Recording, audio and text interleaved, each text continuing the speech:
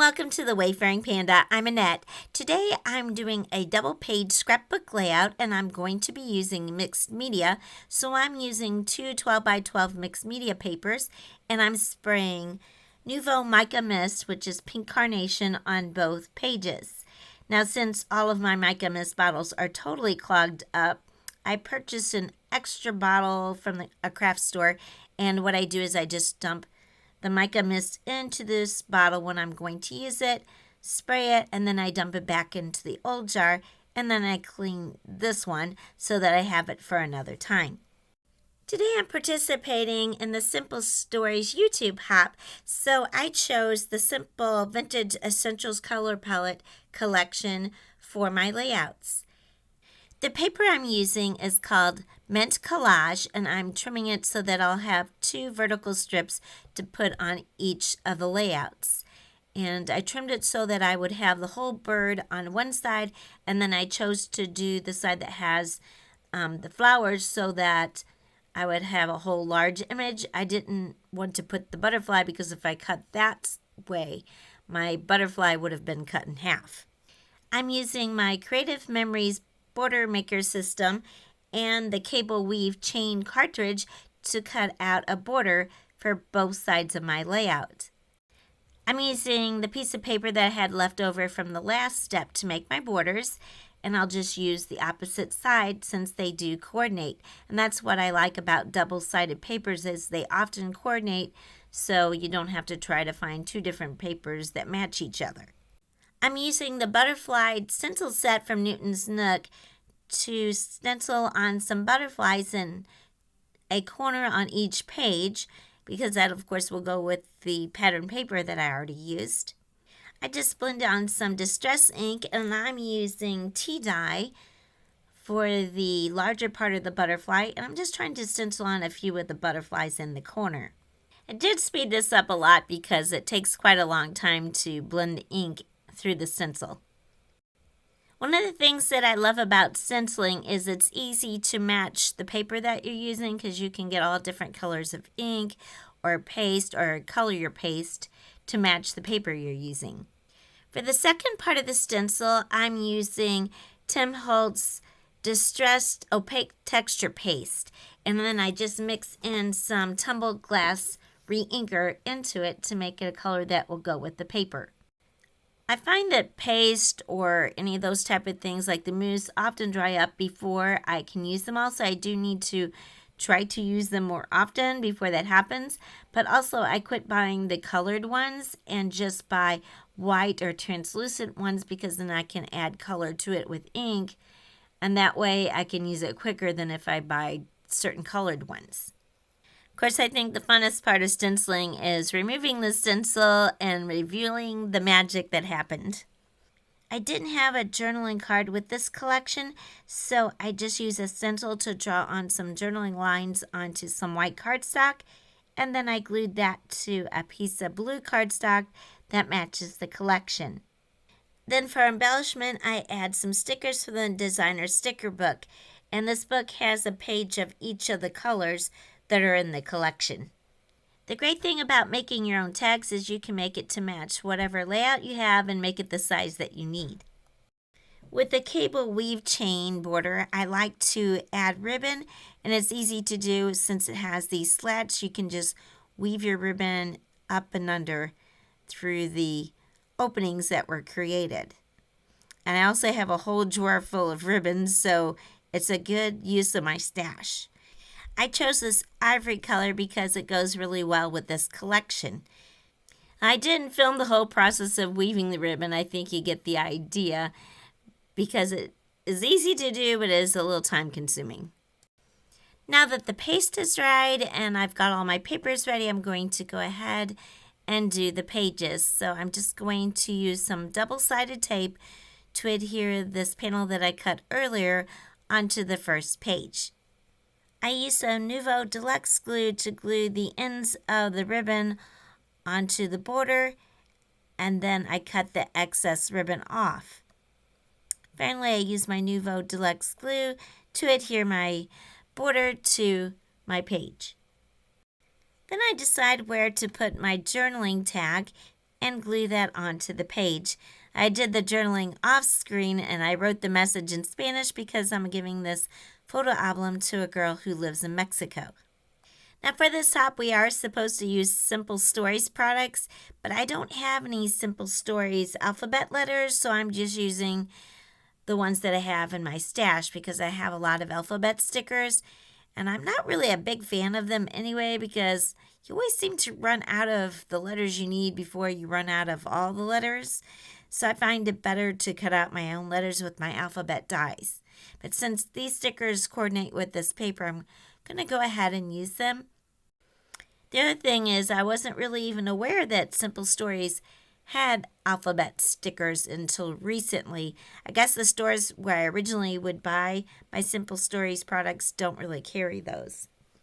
I'm using a quilting ruler as well as the lines on my glass mat to help me get my letters put down straight, although they still are a little crooked. As I mentioned, I'm making this album for a girl in Mexico, so I'm doing the Spanish words for the titles, and it's a good thing that Google can translate, so I just type in whichever word that I want to put on as my title, and then it translates it so I know how to spell congratulations and birthday. It's also good because that's how I did my journaling tag. For this page, I started doing my word backwards, so I would start at the butterfly and work backwards because I wanted to go as far over to the butterflies as possible, but I didn't know how much room I would need, so then I thought working backwards would be better, so that way we didn't go past the butterflies. Then I'm just adding my photos, which I have matted on some pink paper that kind of goes with the mica mist that I already put on. And this page is going to be pictures from a graduation party, and on the matching page, it's going to be pictures from a birthday party. And I decided I wanted to do two different events because I only had 2 pictures of the graduation party, and I had a lot of pictures of the birthday party, so I knew I wouldn't be able to put all those on a double page spread on the next pages. I did put Post-it tape on the people's faces because these are minors, and also I don't have permission to show their faces, so I wanted to cover those up while it was on the video. Even though the pages are 2 different events, they'll have a seamless look since I am using the same basic page layout on both of them, as well as the same collection and papers.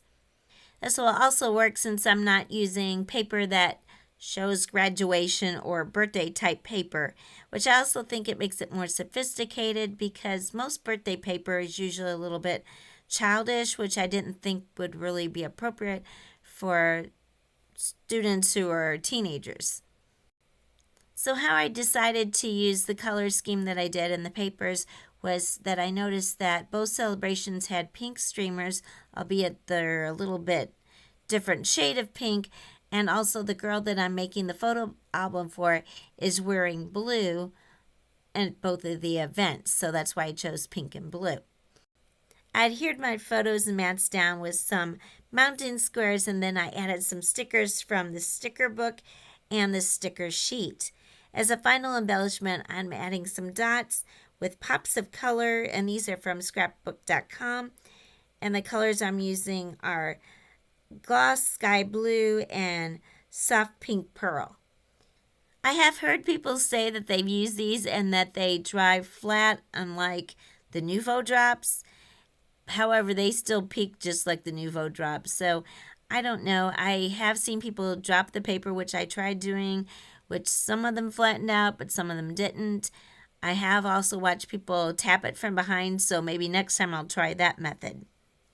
As I was trying to flatten the drops, I noticed that the top picture wasn't adhered all the way. Apparently, I forgot to take off one of the backing papers off one of the mounting squares, so it wasn't adhered all the way.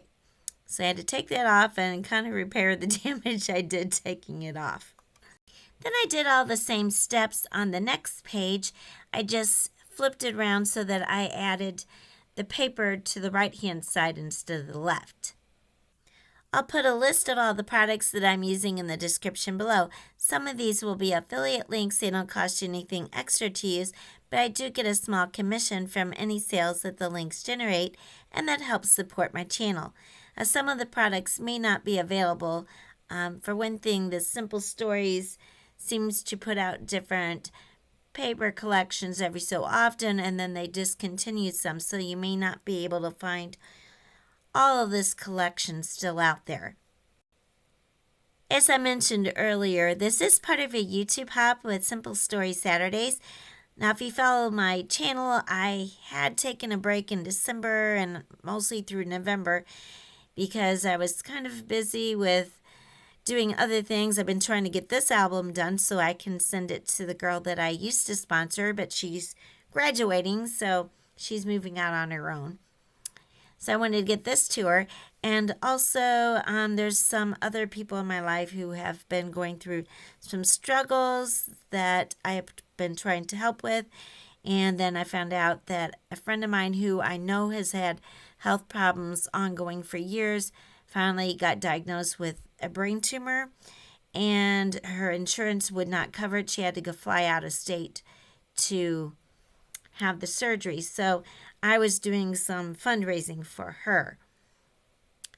Anyway, I wanted to get back into making some videos, and hopefully you'll find this video inspiring and finding ways to do double page layouts, as well as using papers that may not really go with the occasion, but seeing how you can use whatever collections of paper you have to go with the photos that you're scrapbooking. I'll have a list of all the participants in the hop in the description below. Please hop along and check out all the other videos, because I mentioned it does take quite a bit of time to do the scrapbooking as well as editing videos for these hops. And you'll get some tips on how to use Simple Stories products and get some inspiration to get your own scrapbooking done. I want to thank you so much for watching. If you liked the video, please give it a like. And if you're not already a subscriber, I'd really appreciate if you can subscribe to my channel. Thank you, and have a wonderful day.